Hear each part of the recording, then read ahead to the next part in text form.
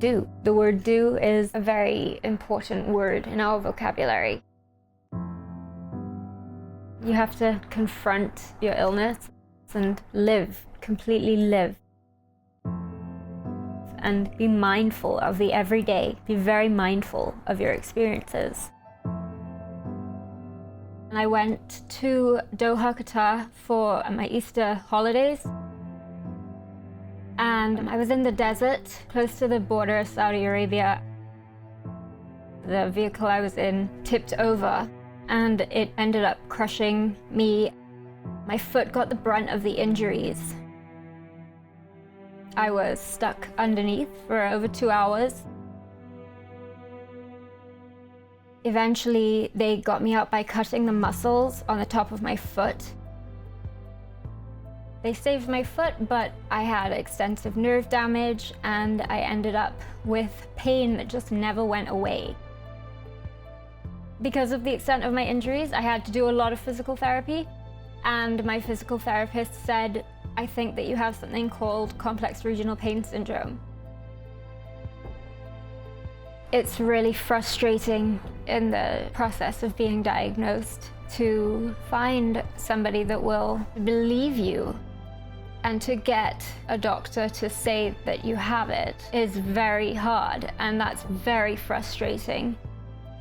And often doctors will say, oh, maybe it's just pain because you're a woman, or this is all in your head.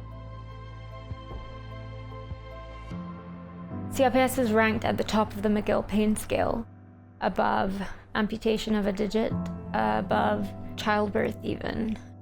Your body just doesn't know what to do with that much pain, so it thinks it's doing a helpful thing by spreading it out. The pain is so intense that it starts in one place and then it moves throughout the body. I've lost the use of both of my legs at certain points. I've lost the use of an arm at certain points. Nobody can understand what it feels like to feel this amount of pain every single day. And not just the pain, but the panic that comes with, am I going to have a good day or a bad day today? I used to be so scared of that word, confront. I never used to confront anything. I never used to confront anything. And I think that confrontation is actually a good thing now, especially when it comes to an illness. You need to sort of confront it because you deal with your feelings and then you can help others as well. And through that, really beautiful things happen. The Orange Initiative is a part of the Project 3x5. I send people bracelets and I ask for a very simple snapback in return. Everything circles back, circle of life. And it's amazing the response that we've gotten. We have thousands of pictures.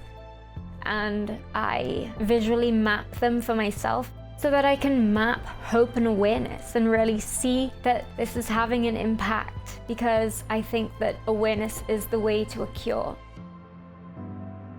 We should reach out to the next person and hold our hand out and say, come on, it's okay, it will be okay. When asked to describe ourselves to a stranger, it is only human nature to use labels. It's an awful habit, but it is one that we are all guilty of. What's worse is that we, often subconsciously, label others in return. That said, of all the people here, how many would willingly use the labels sick, or ill, or diseased to describe themselves to a stranger immediately upon greeting them? That's a loaded question, isn't it? I know this, quite personally in fact, because with several chronic neurological and autoimmune disease diagnoses under my belt, I suppose I quite easily, indeed more easily than I'd wish for anyone, fit the sick bill. The question remains loaded, however, because of course I am not the stereotypical picture of sick or ill or diseased.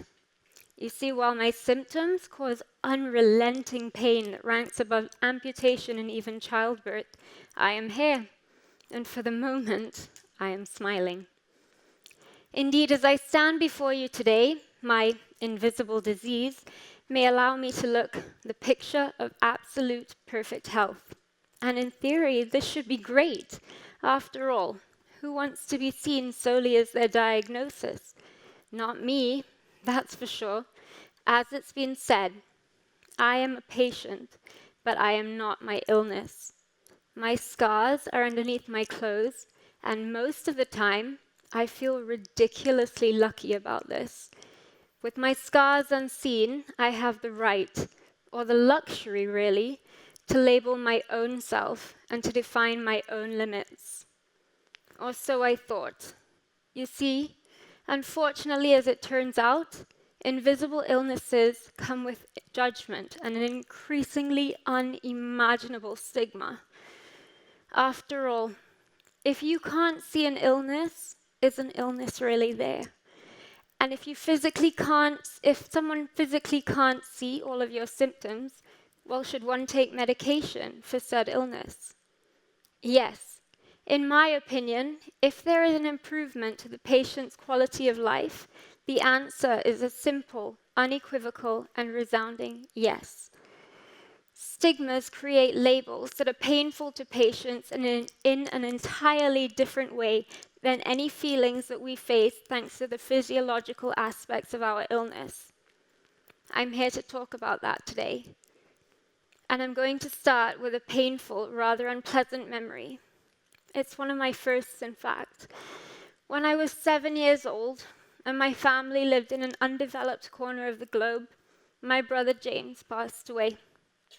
He died from pneumonia, an illness that to this day remains the leading cause of child deaths globally. James's last days were difficult, and he did stereotypically look very, very ill. In no uncertain terms, James looked the way that a patient should. There were tubes and wires and doctors and nurses, but not enough by way of goodbyes. I'm not much of a gambler, but I'd be willing to put down good money that if I were to show you a photograph of James in his final days, he would look almost exactly as you're currently picturing him. Younger or older, perhaps, but intubated and pale. Now, let's be honest, I haven't really gotten into any great detail about my brother until now. It's simply that the media has done an incredible job of telling us what sickness, illness, and disease should suitably look like. My brother looked ill. He deserved all the treatment he got, and then some more. Myself and millions of other Americans do not look ill, but we deserve all the treatment that we get, and then some more as well. While I have this platform, I'd like to take my step a point further. James looked so sick, yes, just as you've now seen, that thankfully no one dared to stigmatize his treatment. We never once heard, let's remove those tubes, Western medicine is a sham. Actually, it's painful, but my family often can't help but wonder whether, with access to improved medical care, James might be around still. As opposed to my brother, labels dictate that my illness is invisible. As opposed to my brother, this seems to make my treatment plan fair game to any and all. By this I mean that countless times I have heard that I am far too young for that awful medication. And you know what? I am. When diagnosed at 23 years old, hospitals and scheduled medication were not even a blip on my radar. It's still all very surreal.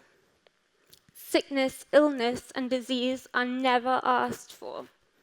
Patients do our best, hoping for the best. Any prescribed improvement to quality of life should, quite simply, never be stigmatized. As Alice Walker said, the most common way people give up their power is by thinking that they don't have any, which leads me back to labels. I propose that we lose them, along with any and all stigmas attached, because at the end of the day, no one deserves to be or to feel invisible. We are all in this together, and we are all fighting like hell. So, let's recraft the narrative, truly working together, as Stanford says, everyone included, to get this right, so that we may move from stigma to strength for support. Thank you.